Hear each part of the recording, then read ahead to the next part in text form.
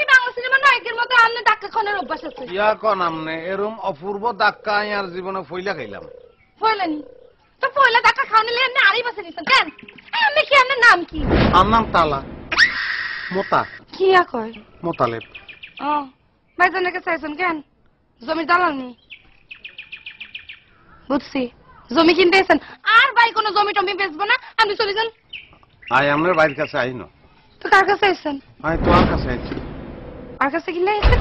তোমার কাছে আমি কিল্লাই আইছি কইতে মারতাম না, খালি জানি বারবার আর তোমার কাছে আহন লাগবে এটা আর কোয়ালার নিয়তি। কিনলে? ওই যে ধাক্কা খাই ফেলাইছি। ধাক্কা খাইলে বাংলা সিনেমায় কি হয় তুই জানো আমি। ও মা আপনি এরম করেন কিল্লাই গামলা দিকে আপনি ব্যাগ কিছু ঠেয়াই রাখতে পারবেন নি।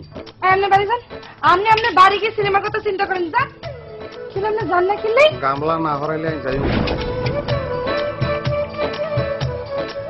আচ্ছা যাই কেন?